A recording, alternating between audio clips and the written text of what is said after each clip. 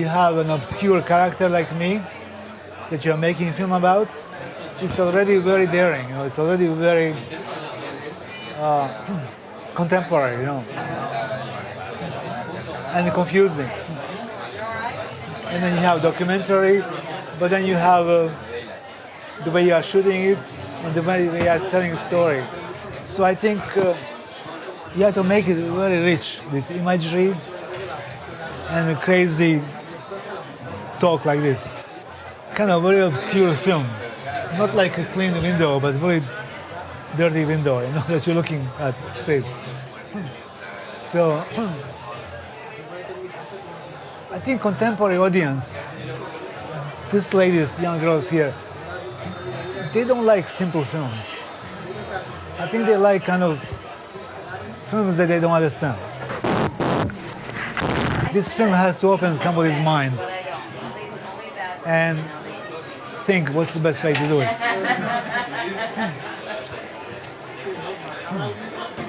Everything is changing, so I think it's open to be creative. You really have to have your idea and fight for it.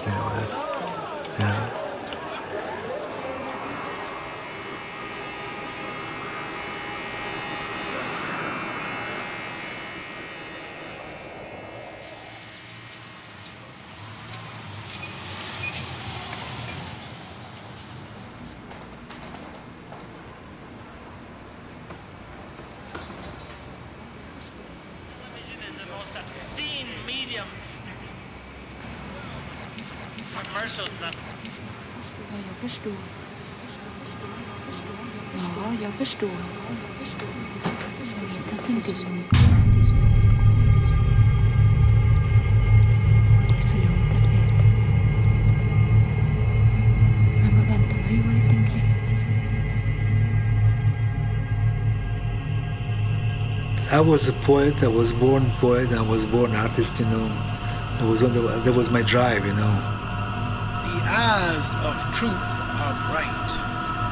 The lips.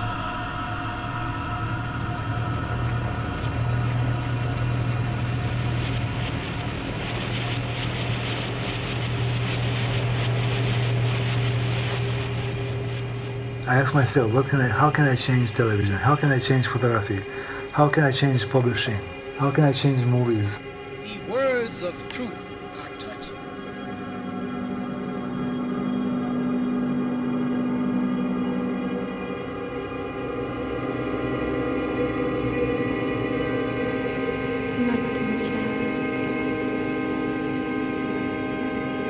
Låt mig vara hela.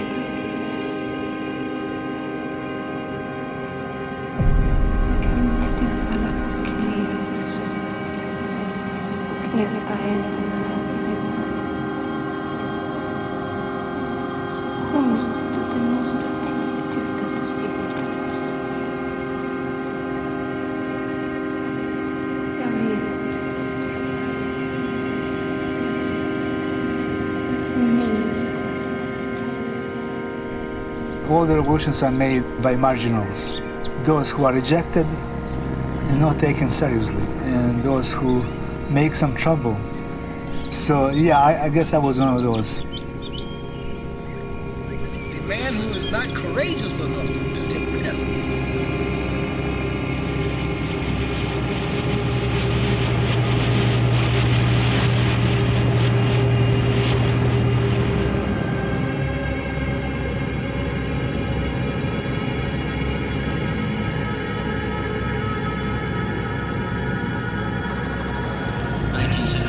$75 million for fiscal year 1975 to fund the corporation.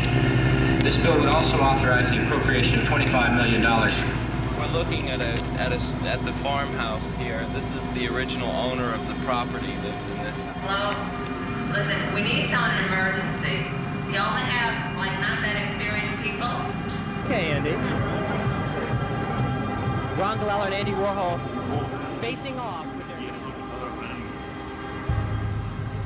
In the 70's, we were so much inspired, inspired by ideas, by drugs, by Warhol. Everybody was busy destroying things, They grew up in the 20th century, And here I was there, I grew up in 19th century. Okay, so 100 years difference between me and these people. Nino! I fired Nino 2 weeks later. Oh, you fired Nino? I fired Nino. I did not know. It's a me. I thought it was a me you want. It's just a mana. It was Nino who got me excited so I could make babies with you, Sophia. Oh, okay. Okay. All right. Okay, we go. Okay, I'll hire him back. He come back. He's But been here too long. I need Nino now. Is it Nino? No, I sent a Nino away. Send a Nino. Well, Hey. Nino. Ah, see, he's a very good director.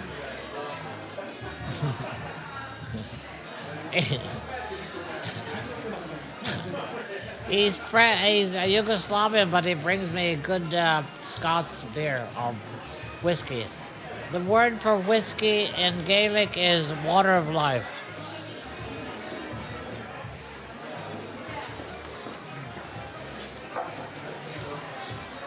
And this is a Vicodin.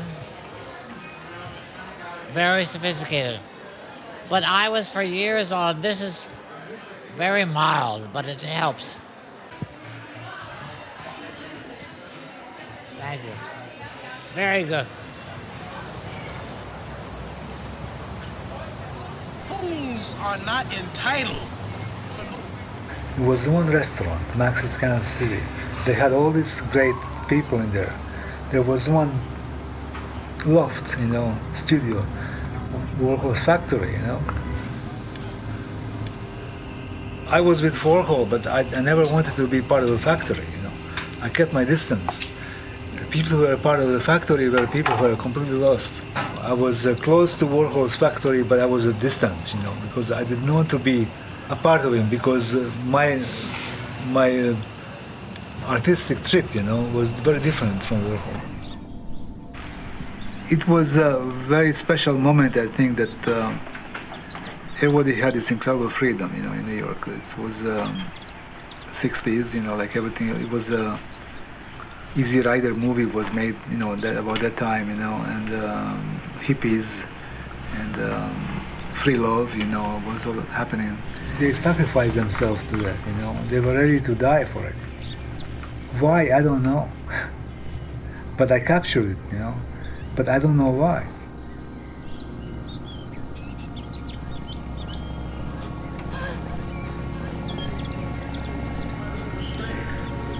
Seems to me that you told us once that you thought that you felt that way when you first went in and you were going to...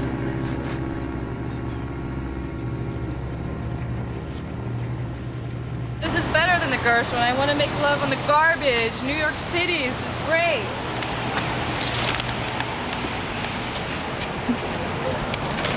If you're making movies, if you're making stories or writing stories about human nature, you can work about fantasy forever. Like New York City is a great fantasy place, which has this incredible freedom, on every level. It's because New York is not America. In Italy you can get arrested easily. In Germany, in France, it's like CRS. They can arrest you easily. In New York, they don't arrest you. Only when I came to New York, I realized I had to buy a camera immediately. When I came to Max's, in the back room of this restaurant, in the back, were all these people, very strange, beautiful, great-looking people, from Warhol world, All the girls looked like boys, All the boys looked like girls. So it was just incredible to me, new material, to explore. So to me it was very interesting. So I said maybe I should study this, because I've never seen this before, And the only way to study is through photographs. I just wasn't going to do it in the morning. I don't like it. He likes to, do it. I mean, I love him, but, I just didn't want to do it in the morning. We're looking at the farmhouse here. This is the original owner of the property, lives in this house. And he rented some land out to Ali to train on. And Ali ended up buying this property here and building these log cabins.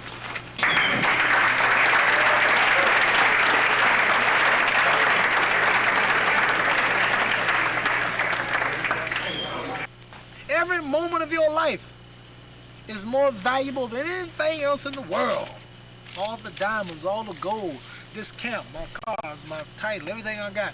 Every moment of my life is more valuable. If you don't believe it, let me hold you like it's for 3 minutes. Just dry off and set on me, no problem.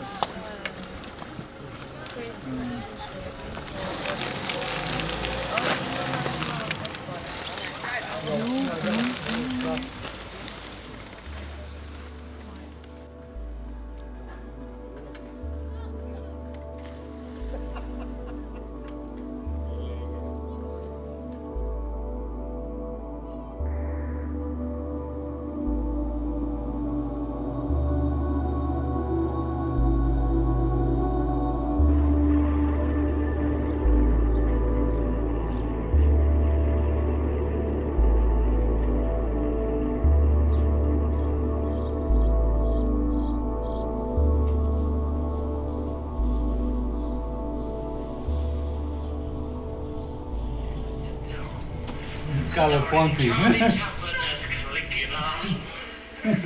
Sophia La Pupa Lorenzo as the wife of Frankenstein. And my son, Micala Ponti dalla Pucci Ponti as son of Frankenstein. Here we are at Max's Kansas City. That was the gorgeous Serinda Fox. Anton took that shot, right? Then in New Yorker started writing about us. We were in Interview, of course, a lot, because Interview was Andy Warhol's paper, but Anton shot all these shots. So here's a gorgeous shot. People started writing about the political aspects of it. The first political major piece was in the Village Voice. I see it's February 8th, 1973, so don't try to figure out how old I am. And it was called then, it's funny, Unusual Airings, 1984, and the Cable. And it was called Public Access TV. Then Ernie Leo Grande, a great reporter from the Daily News, wrote a whole big piece. Then it started the New York Times, and this was, let's say this was February 27, 73. This is March 1973, where the New York Times called it a hint of scandal, focuses attention on cable TV, because this was scandalous. And there's the big, well, we have two big pieces. April 9, 73, a big piece in Newsweek, and that was incredible. And then here we are, May 27, 73, the New York Times Magazine with big pictures of the three of us. This was my dear friend Tinkerbell that jumped out of a window and is not with us for many, many, many years. Naked man in bath, traffic light protest, school board hassle, real estate advice. What's all this on TV? It is you I've always admired the most.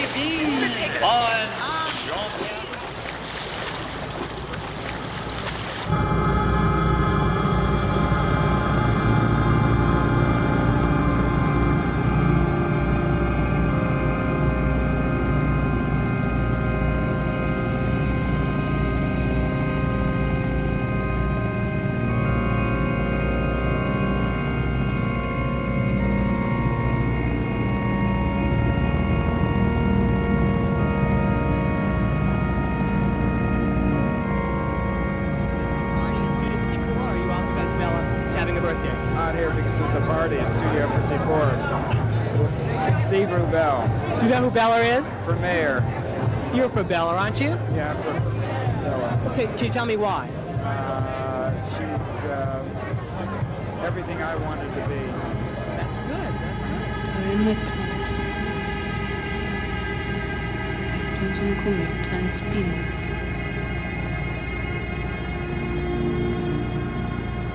Han kom fram mot mig. Jag såg hans ansikte. Hemskt och stelt ansikte. Tätt jag kom och försökte tränga in i mig. Men jag värjde mig. Hela tiden såg jag hans ögon.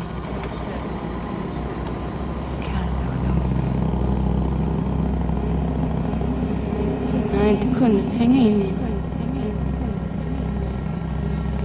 på mitt bröst. Mitt ansikte. Där uppe för väggen.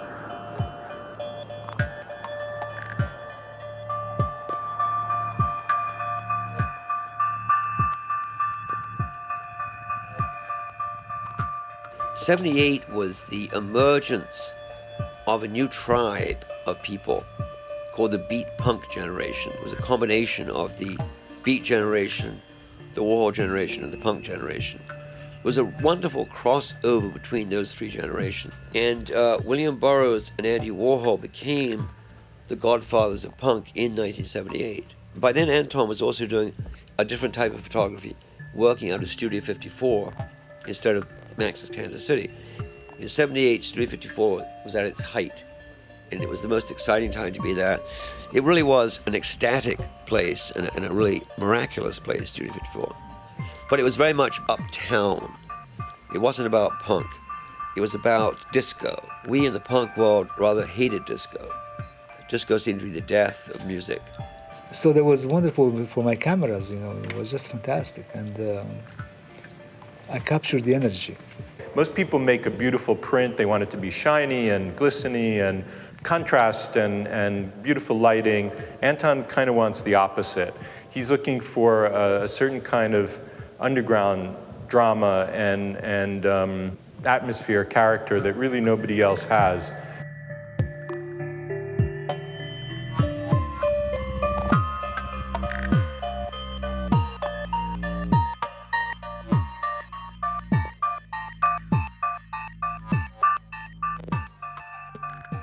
I didn't look through my camera.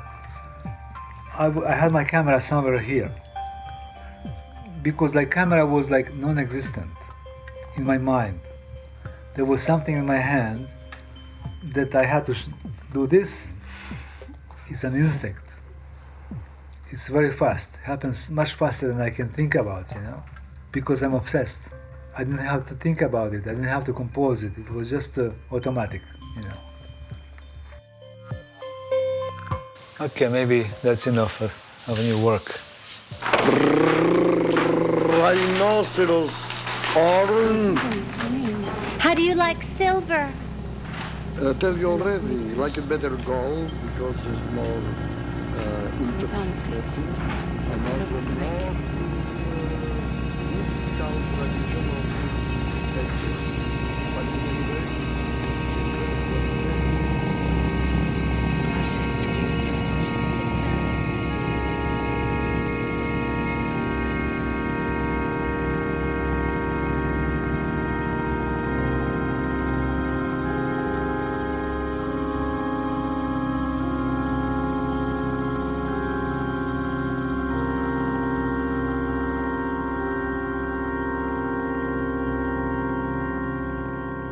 I don't believe in acting, but I believe in charismatic characters, you know. To me, there are people, I'm interested, I like to explore. I like to explore them with my camera, physically and emotionally. I don't care about the plot, I don't care what they do, as long as they are charismatic and open, completely open to the camera. So I tell myself, okay, I'm going to make this video with no story. So if I don't have a story, what do I have? I don't know what do I have. I have camera and a few people. And I don't know what I'm going to get, but I'm going to get something. And I see that movie is going to be, I'm taking direction of very personal, very intimate, to capture human being and human spirit and expose it. We are standing on Park Avenue South and 17th Street, and here was Max's Kansas City, the famous Max's Kansas City. And in 1970, when I came to New York, I went here every night for a few years. I was shooting my pictures every night here. It was fantastic.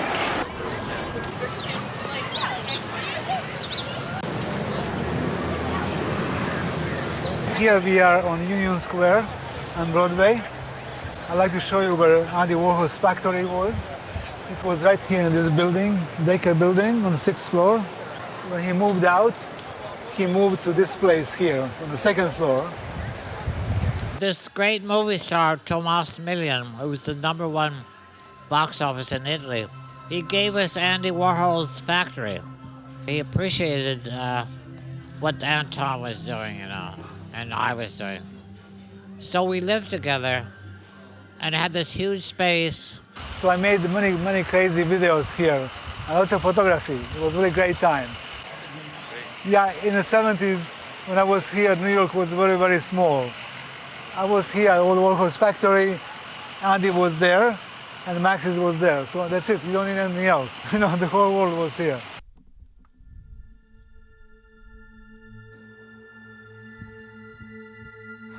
We are people. If we are comfortable, we are going to say things that we are going to be honest, So to me, I think it's actor has to be comfortable, completely. You really have to be sure what you are doing. You really have to know your limits, because you don't want to pass your limits, because there's always limit. Whatever you do, there's a limit that you have to respect. And if you don't respect that limit, then you get lost.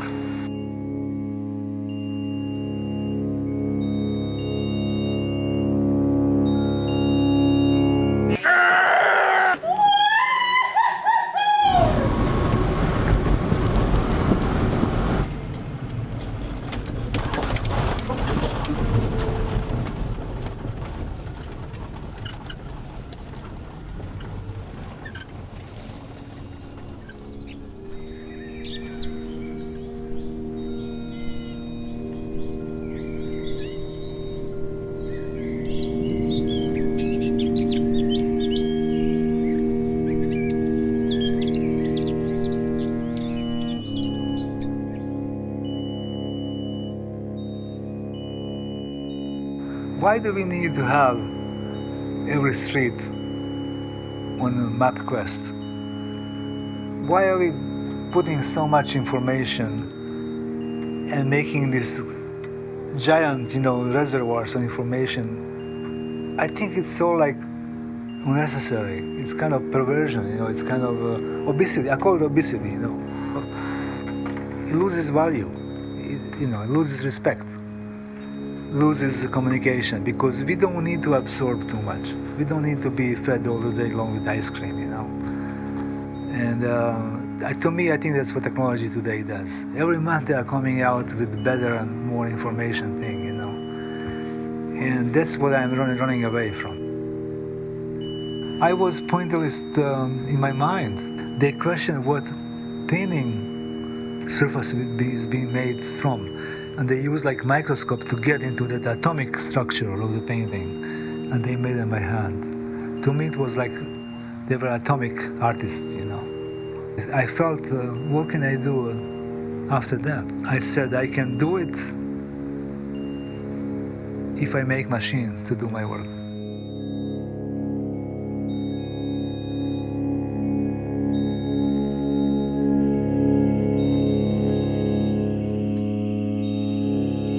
Everything was electric, that video, movies, music, especially music, was very electric, very loud. And I wanted to make very electric and very loud paintings. Some musicians kind of influenced me a lot, like punk artists. I don't know what they did, nobody knew exactly, but they were making a lot of noise. Maybe I can do the same thing in art, in painting. When I paint, I'm like mad pianist or something, crazy. So sometimes some of my paintings they read like music notes.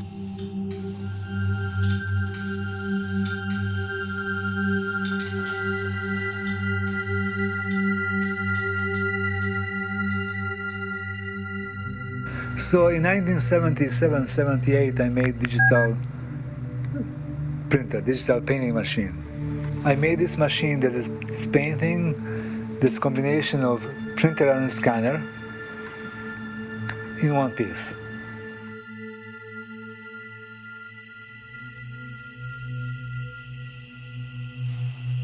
The way machine reads human skin, faces or bodies, it's very interesting because machine cannot respond to the sensual, cannot exploring it because with very little information you can have very sensual painting, I don't go into details because I really can't, so I just go kind of very rough, abstract.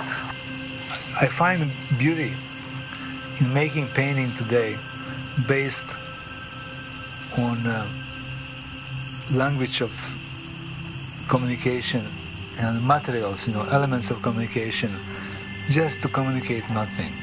Just to communicate itself, not a story, not a portrait, but just to communicate its footsteps.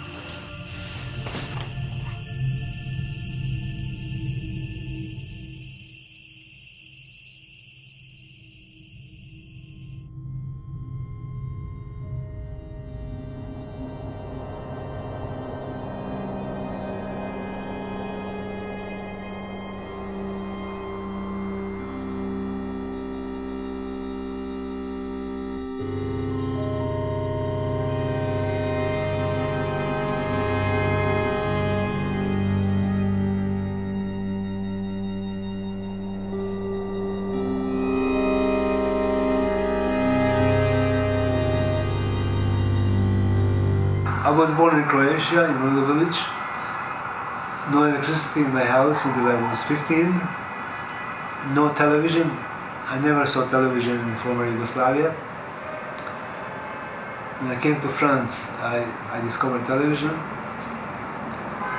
But then I came to New York and I saw it with my heart and my eye of an outsider. So I was able to see things that Americans don't see. I was able to immediately to figure out what can I do for American television because something was wrong. It was too Puritan. And I was a rebel and revolutionary, so I wanted to make revolution with my own means,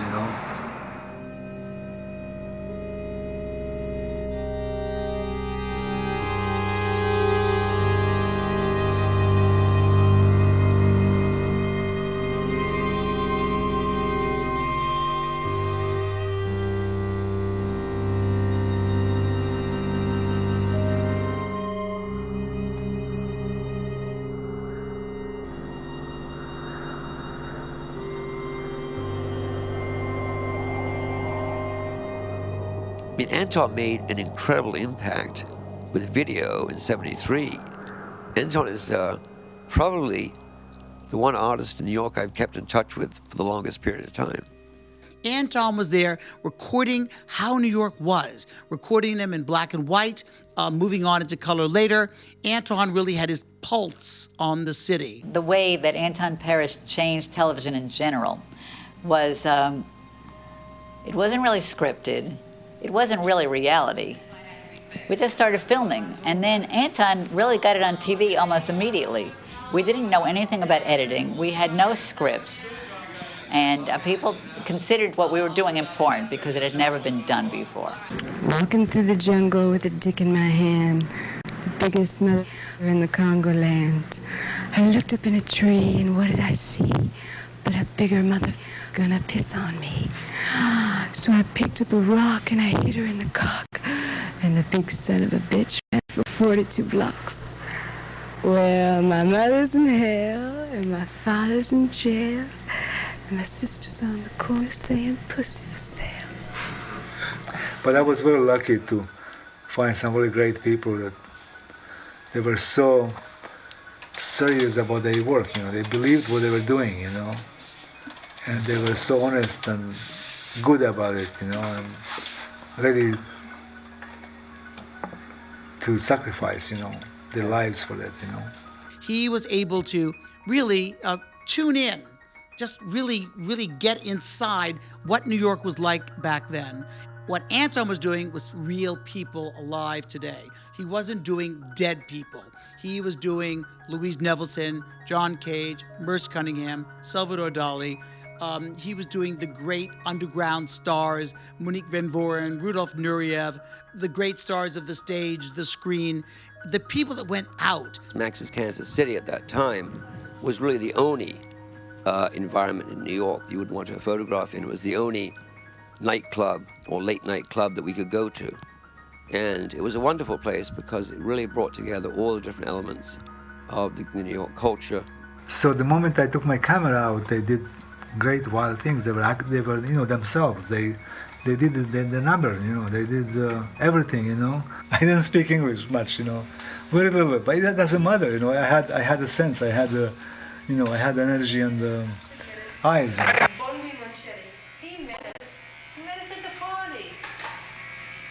You were those rude ladies. Who calls you rude ladies, Mick? Mick Jagger. Why? Because, not rude because of this, just because we don't let him do anything. Well, he wants to back you up. No. We're all too, we just not into fucking. Well, I'm not. You see?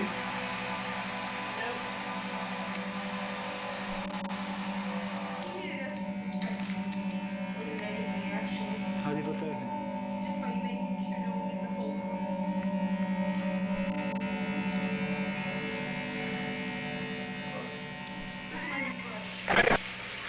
Anton was the very first person to bring nudity to cable television. In fact, I think Anton was cable television. I think there were a lot of people out there masturbating to Anton's work, and that's okay. I wouldn't call him a pornographer. It was too uncommercial for that. Anton just had an eye and you know, a lingering feeling when his camera brushed over women. I mean, their legs, their toes, their mouths, their nipples. I mean, this guy, Anton Perich, was fearless. And you have to remember, this is before Midnight Blue. This is before anything. There was just no nudity on television. There was barely nudity in film. And Anton was a true pioneer here. I realized that cable television was giving free time for artists, producers, video artists. So I took 1 hour and I started putting my movies on Sunday nights, once a week, 1 hour. It was 11 at night, Sunday. So there is one guy in the studio, broadcasting studio, who is looking at the monitor and he sees naked people. Can't believe it, what's going on. He calls his boss, he says, look at what's happening, look at what's happening. His boss says, cut it out.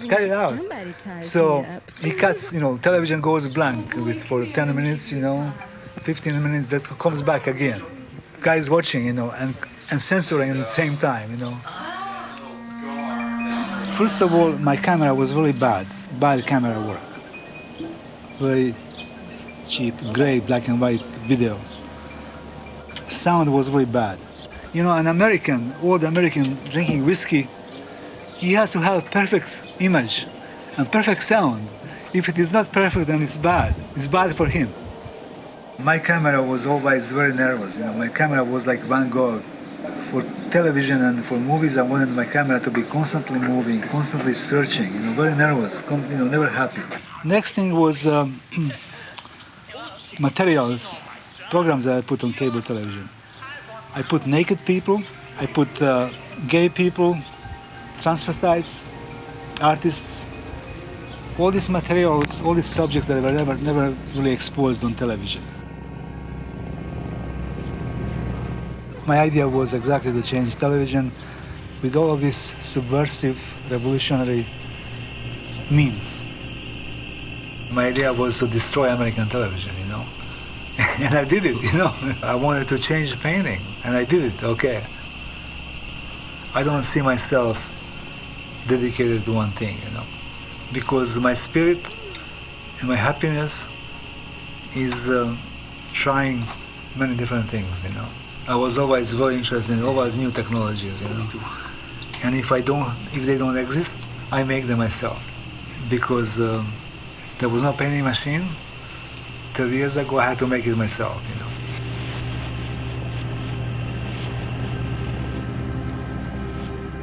The best thing is your instinct. Your love and your instinct, you know. And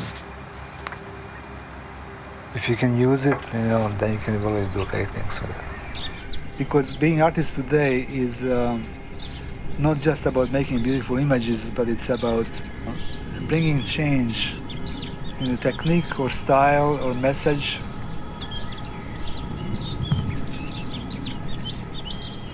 And fighting for it.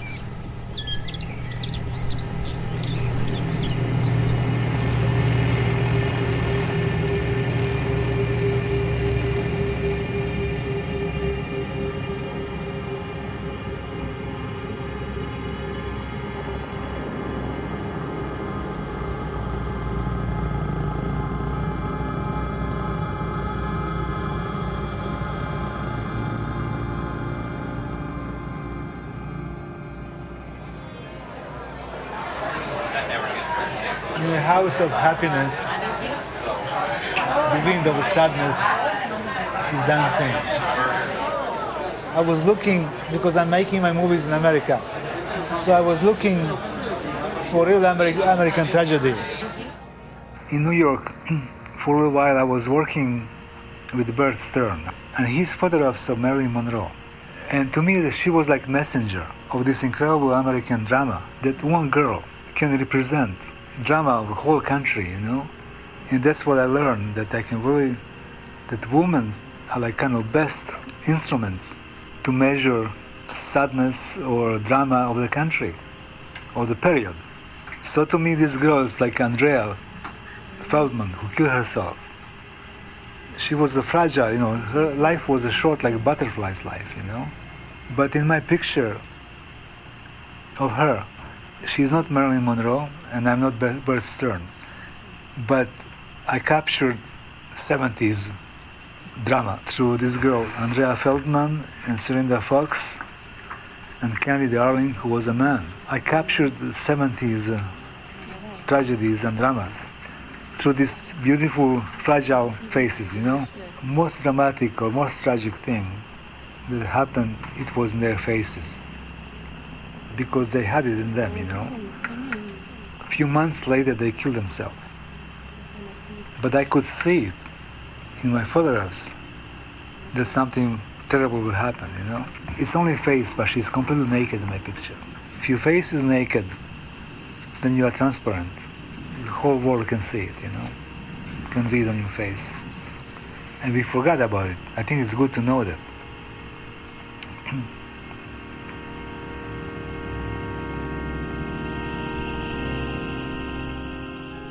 They had tragedy, they had madness, they had beauty, most incredible beauty they had, you know.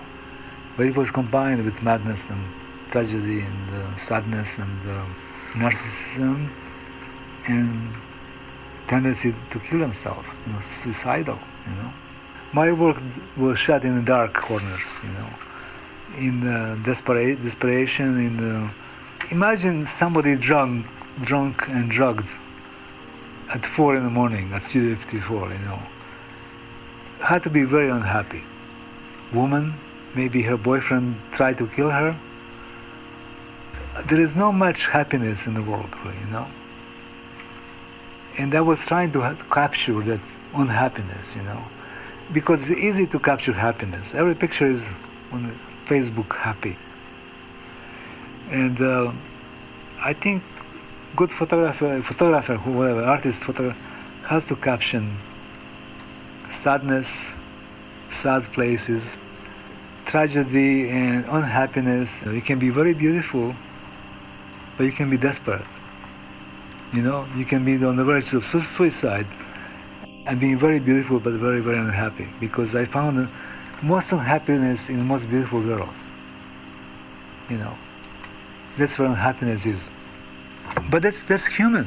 That's the best thing that we have is sadness, you know.